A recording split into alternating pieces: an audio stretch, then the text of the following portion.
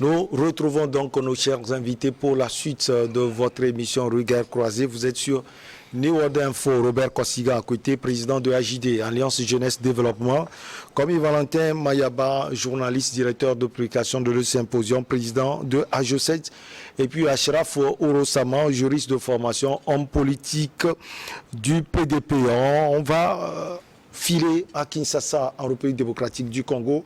3 ministres membres du Parti de l'homme d'affaires, Moïse Katumbi Chapoué, candidat à la prochaine élection dans ce pays, ont démissionné mercredi en solidarité avec leur mouvement politique en rupture avec la coalition au pouvoir.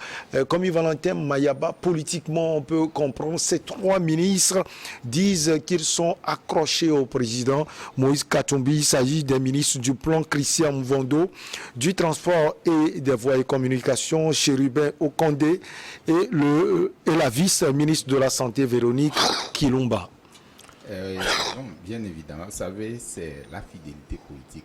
Quand Katumbi a annoncé d'abord sa candidature, qui serait candidat aux élections présidentielles de 2023, pas le 20 décembre. Ouais, le 23, je pense. 20 ou 23, c'est le 20, ok. Voilà, le 20 décembre 2023, je crois qu'il y avait toute une vague de contestation, enfin, pas de contestation, de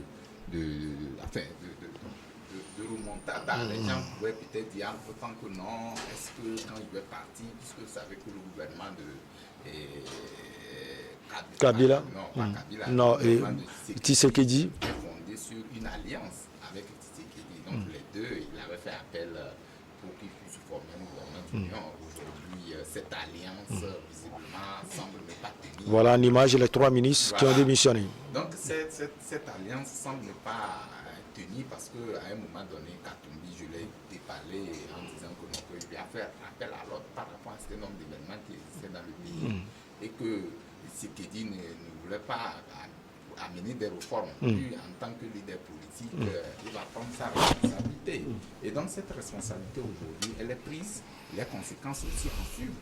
Parce que les ministres de Katumbi qui ont quitté le gouvernement aujourd'hui vont donner, enfin, restent dans la fidélité avec leur président du parti. Et donc le congrès prochain, il sera désigné, ou il est déjà désigné, ou il sera désigné le congrès prochain. Ouais. Et donc aujourd'hui, ça semble un peu être compliqué pour Tshisekedi parce que avec les problèmes qui ont existé dans la République démocratique du Congo, avec l'intervention, ou pas l'intervention, la soupçon du Rwanda aux côtés de M23 pour la déstabilisation du nord de Kivu. Aujourd'hui, il y a un véritable problème qui existe parce que le pays semble être déstabilisé à un niveau beaucoup plus élevé. Et donc, à mon avis, Katumbi va faire chemin.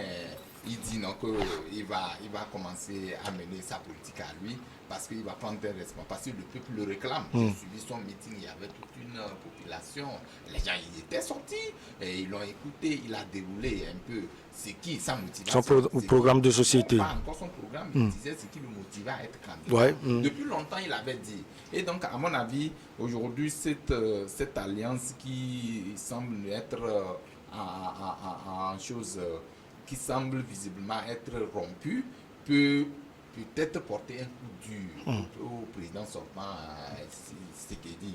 Et donc, on attend de voir, parce que les élections, c'est très prochainement.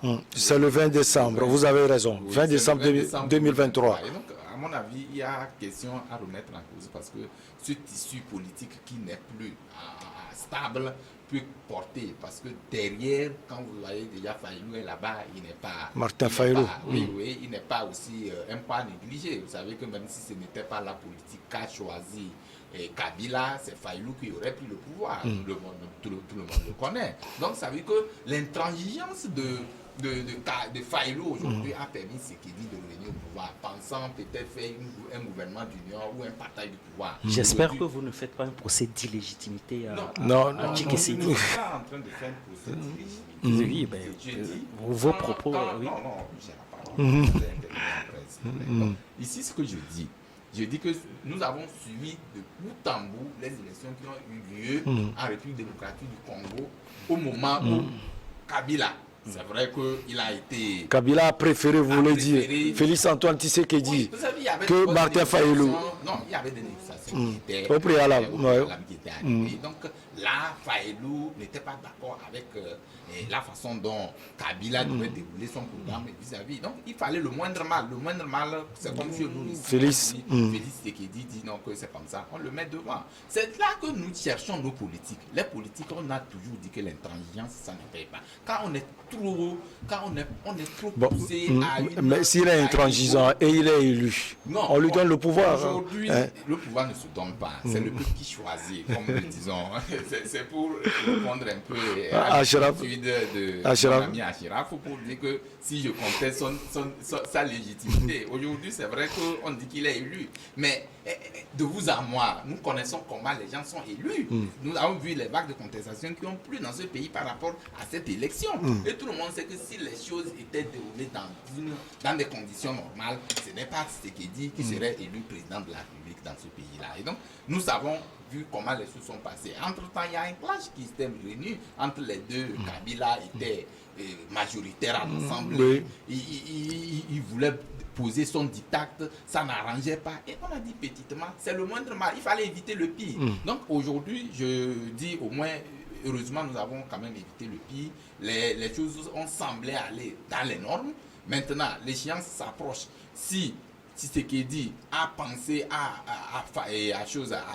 Katumbi, pour qu'ils soient ensemble au gouvernement pour peut-être apporter sa contribution, ce n'est pas pour le dire que, comme nous le disons, qu'il est phagocyté. Aujourd'hui, il dit non, tel que je vois la vision qui est développée, je ne m'y retrouve pas, je vais venir prendre ma décision, je prends ma décision de mener à bien ma politique. Donc aujourd'hui, il part avec ceux qui sont fidèles à lui. Il va essayer de construire son...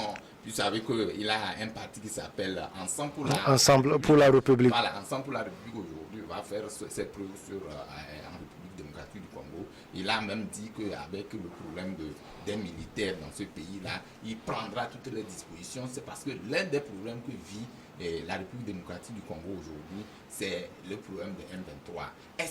Qu'est-ce qui amène les militaires à prendre des armes, les rebelles à prendre des armes contre les populations? C'est aujourd'hui, il y a même, comment appelle-t-on, sur le plan politique, il y a des questions qu'on n'arrive pas à résoudre au niveau des militaires, parce que la paix même n'est pas celui qu'il faut. Donc, bref, il y a tant de problèmes, et que peut-être Ensemble pour la République va pouvoir apporter les solutions. C'est la parole des politiques. On attend de voir, parce que le 20 décembre... c'est encore loin. C'est dans un empressement. Moins d'un an. Avant le début de la réunion, le chef de l'État a reçu en aparté donc les 5 membres du gouvernement ici de Ensemble pour la République, afin de connaître leur position après l'annonce de la candidature de la présidence de leur leader, Moïse Katumbi Chapoué. Donc, quand on fait les calculs, il y a 2 qui sont toujours dans le gouvernement de Félix Antoine Tshisekedi. On va poser la question à l'homme politique. Qu'est-ce qui peut vous pousser, peut-être dans l'avenir, à abandonner le président Innocent Kabara et à rester dans le gouvernement d'un autre? Non, c'est une hypothèse qui dit qu'il faut exclure ça. Mais ça arrivé ailleurs. C'est arrivé en République démocratique du Congo. Oui, c'est arrivé en République démocratique du Congo. Vous parlez de moi. Je dis c'est une hypothèse à exclure, ça n'arrivera jamais. Jamais. Donc vous êtes fidèle au président Innocent Kabara. Je suis fidèle, non pas à Innocent Kabara, mais à l'idéologie. À l'idéologie, oui. Donc je crois que le parti ne se résume pas à un seul individu. Donc pour moi, la loyauté, elle est extrêmement sacrée. Maintenant, pour revenir au cas congolais, je crois que les 3 ministres ont raison. Ils ont raison de quitter le parti, parce qu'il y a une déclaration... Le gouvernement. Le gouvernement, autant pour moi, une déclaration de candidature de leur président, qui est Moïse Katumbi, qui a affiché ses intentions. Donc, il répond aux critères d'éligibilité. Il appartient à la Cour constitutionnelle, à la CENI, de valider sa candidature dans les prochains mois. Donc, dans tous les cas, ils estiment qu'il y a une certaine rupture idéologique, parce que le président Tshisekedi aujourd'hui éprouve des difficultés à mettre des réformes que le camp Katumbi attendait. Donc moi, j'admire beaucoup le président Tshisekedi. Je crois qu'il a fait preuve de tact, parce que il a réglé le problème promptement, parce qu'à la suite de la déclaration de candidature de Moïse Katumbi, il a appelé à Ils ont discuté. Pour discuter avec eux s'ils désirent continuer avec lui dans l'aventure ou bien s'ils veulent quitter le gouvernement. Donc aujourd'hui, 3 ont décidé de quitter, 2 sont restés. Donc aujourd'hui, il peut compter sur la loyauté de ces gens-là. Donc, pour moi, on peut avoir le sens aigu de l'intérêt général et être fidèle aussi à son parti. Donc, Moïse Katumbi, peut-être, pouvait dire, sous réserve peut-être des conditions fixées par le président de la République, de rester et d'expédier les affaires courantes. Bon, si aujourd'hui ils ont décidé, ce que veut dire que le président Tshisekedi a pris acte de la chose. Bon, maintenant, le président, Moïse Katumbi qui vient de déclarer sa candidature. Aujourd'hui, est-ce que électoralement, il représente grand-chose? Je crois que dans les prochains mois, on verra bien ce qu'il pèse électoralement. Mais il faut quand même reconnaître que c'est un personnage qui ne fait pas aussi l'unanimité dans l'univers politique, et surtout au niveau de l'opinion publique. Vous voulez parler de Moïse Katumbi? Moïse Katumbi, comme tous les autres d'ailleurs. Tous les autres, parce qu'on parle de la concession des mines, un certain nombre de choses. Il y a aussi un certain nombre de malversations financières qui entachent le monsieur. Et le génie de Moïse Katumbi, c'est d'avoir trouvé un terrain d'entente ou un équilibre entre le statut d'homme d'affaires et le statut politique. Donc, moi, il est aussi dans le sport. Et dans le sport. Donc je crois que tous ces casquettes-là ne vont pas quand même l'exonérer de toute responsabilité s'il adviendrait qu'il a commis des actes de détournement, parce qu'on parle des concessions des mines. Quand on sait très bien que ce pays-là est extrêmement riche. Donc c'est un combat aujourd'hui qui vient d'être annoncé. Je crois que le président Tshisekedi a pris quand même la mesure des choses, parce que quand vous avez des ministres qui ont travaillé avec vous pendant un long moment et qu'un jour décident de partir parce que un de leurs mentors, de leur président, a déclaré sa candidature. La rupture, elle est actée.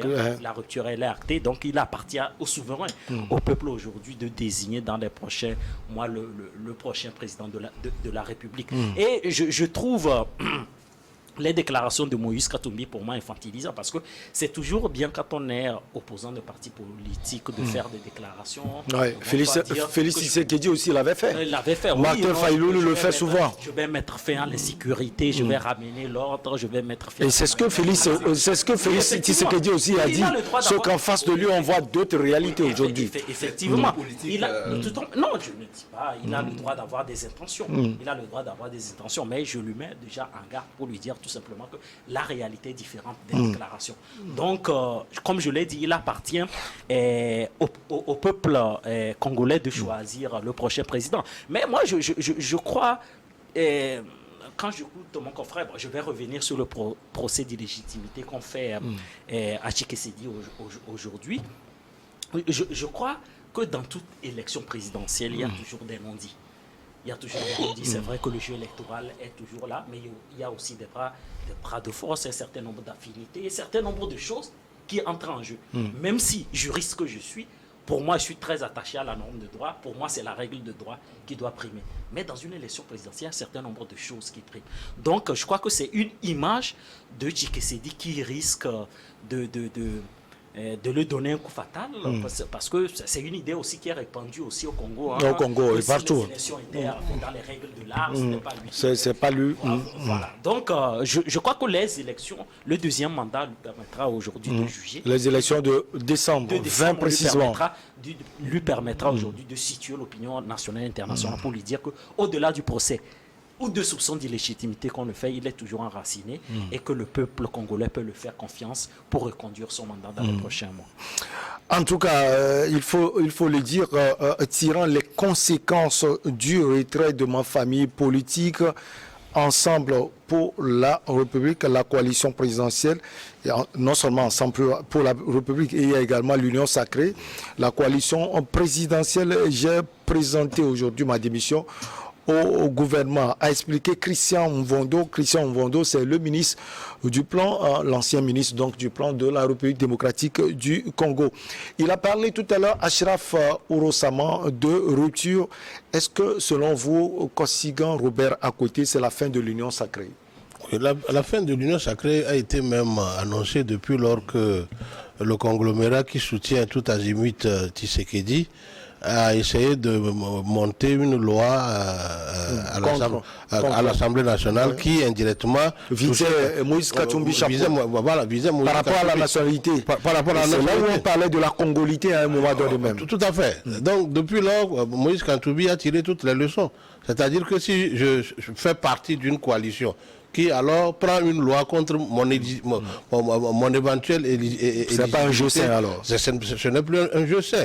Et je ne suis même pas surpris de cette nouvelle approche entre Moïse Katumbi et Kabila qui la fois dernière lui ils sont rencontrés au Katanga. Oui, qui lui tapotait les épaules d'oublier le passé, que le Congo est plus important.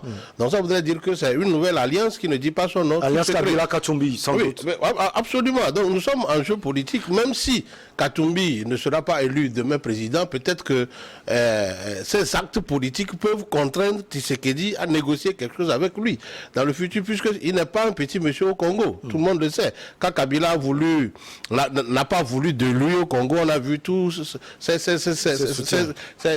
chefs d'État étrangers qui ont voulu alors mettre bouche d'État. Donc moi j'ai dit, quelque part, et ces ministres qui le soutiennent, et Moïse Katumbi lui-même ont raison. Parce que si nous faisons partie d'un groupe et qu'à un moment donné, pour préserver le fauteuil présidentiel à Tshisekedi, on émet déjà des lois pour alors priver et lui et Kabila de ne plus rentrer dans le jeu. Il y a un droit de sortir de cette alliance-là et se préparer peut-être pour aller aux élections. Puisqu'il n'est pas aussi dit que c'est seul Tshisekedi qui sera élu président. Si on a vu alors tout le montage qui a alors couvert l'éligibilité de Tshisekedi, et puis c'est resté comme un os dans la gorge de l'Église catholique. À ce procès de légitimité. C'est resté comme un os. Vous savez, c'est resté comme un os dans la gorge de l'Église catholique.